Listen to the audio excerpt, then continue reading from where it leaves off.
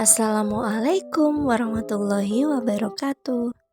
Jumpa sama aku, Yuni. Apa kabar? Semoga selalu baik dan bahagia ya teman-teman. Terima kasih telah support aku dengan klik dan menonton video ini sampai habis. Jangan lupa subscribe-nya ya. Oke, di video kali ini aku akan melakukan budgeting untuk di bulan November week ketiga. Ini seperti biasa aku mulai untuk buat headline-nya.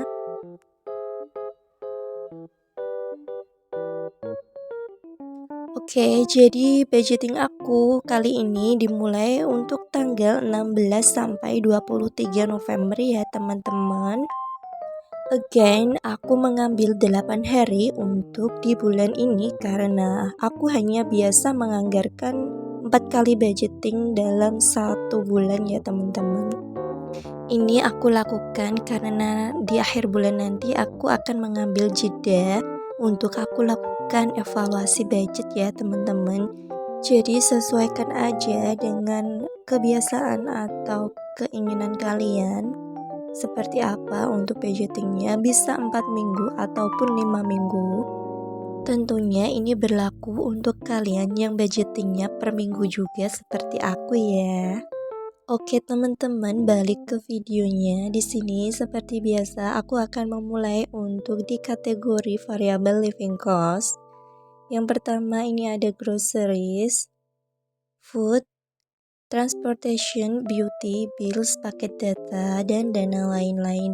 Di sini kategori aku tetap tidak ada perubahan. Oke, mari mulai untuk memberi anggaran. Groceries minggu ini aku kasih 10.000 aja karena budget di minggu pertama sampai minggu kedua belum ada terpakai. Food aku kasih 20.000. Ini mengalami penurunan ya teman-teman dari minggu pertama sampai minggu kedua. Transportation 5.000, beauty 10.000, bills 10.000, paket data 35.000. Nah, kali ini ya teman-teman, aku ada over budget untuk di kategori paket data. Di pertengahan bulan seperti ini paket data aku udah habis. Jadi mau tidak mau aku harus menganggarkan lagi untuk beli nanti ya teman-teman. Dari anggaran yang over budget ini aku akan belajar untuk lebih mengontrol lagi dan bijak dalam menggunakan sosial media. Karena jujur di minggu ini aku terlalu banyak scroll untuk sesuatu yang tidak begitu penting untuk aku.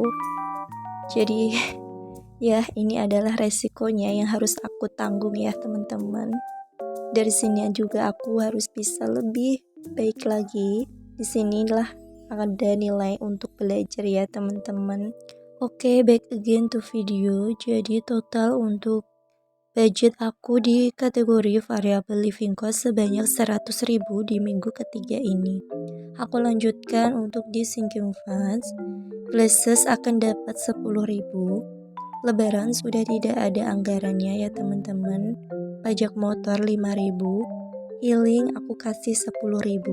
Clothing dan eat out masing-masing 5.000. Jadi total untuk di variable sinking funds akan aku budgetkan sebanyak 35.000. Next, di sini ada variabel untuk savings. Kategorinya pun masih sama, ada future sampai arisan itu 5 kategori ya teman-teman. Oke, di sini dimulai dari kategori future atau savings reguler aku yang dapat 10.000, dana pensiun 20.000, dana darurat skip sudah tidak dapat anggaran, marriage cost seperti minggu pertama dan minggu kedua akan dapat 50.000. Arisan sudah tidak dapat. So total untuk budget yang aku butuhkan di variable savings sebanyak 80.000. Dan ini teman-teman, aku jumlahkan mulai dari variable living cost, sinking funds, dan juga savings. Maka total budget yang aku perlukan untuk di week ketiga ini sebanyak 215.000 ya teman-teman. Jadi teman-teman, untuk budget di setiap kategori masing-masing variabel mungkin mengalami penurunan. Namun karena tadi ada over budget di paket data, maka budget di week ketiga ini jumlahnya lebih sedikit naik daripada minggu yang kedua ya teman-teman. Untuk seharusnya itu budgetnya menurun, tapi karena ada over budget again, maka total budget yang aku perlukan di week ketiga ini mengalami kenaikan. Tidak apa-apa ya teman-teman ada over budget, karena disinilah seni atau nilainya dari aku melakukan budgeting. Dan juga semoga aja untuk rezeki aku selanjutnya lebih dimudahkan, diperlancar, dilapangkan, dibanyakin gitu ya sama Allah, amin. Budgeting seperti ini bukan berarti aku harus strict ya teman-teman. Seperti tadi misal aku ada over budget, maka aku tidak boleh lagi untuk memberi anggaran. Itu tidak ya teman-teman, bukan seperti itu. Anggaran yang aku buat ini hanya sebagai batas aku atau warning untuk aku belanjakan di batas nominal yang sudah aku targetkan itu.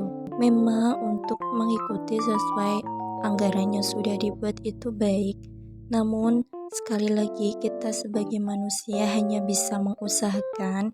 Untuk realnya atau aktualnya itu kita bergantung pada kehendak yang maha kuasa ya. Nah teman-teman, dari adanya over budget itu tidak lantas membuat aku untuk menyerah dalam melakukan atau membuat budgeting ya.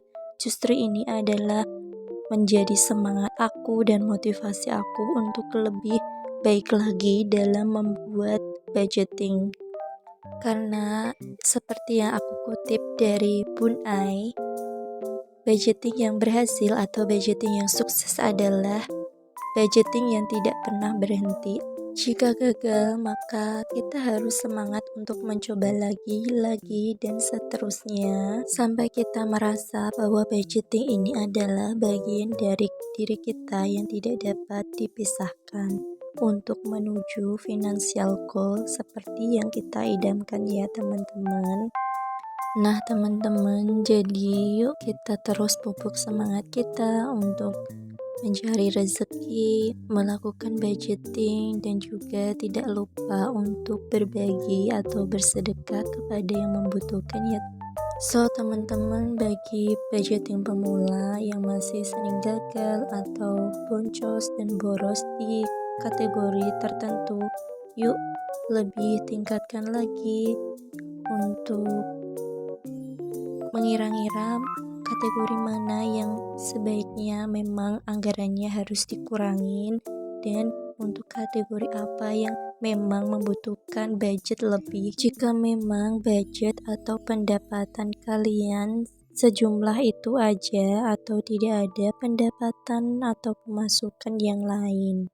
Bagi teman-teman yang masih kesulitan mengetahui di kategori mana atau kategori apa yang memerlukan budget lebih atau memang boros, kalian bisa memulai untuk membuat budget trackernya ya. Oke teman-teman, aku tadi sembari sharing sedikit, tahu-tahu budgeting aku videonya sudah selesai. Terima kasih sudah menonton sampai akhir. Semoga ada manfaat dan inspirasi yang dapat diambil dari video aku kali ini.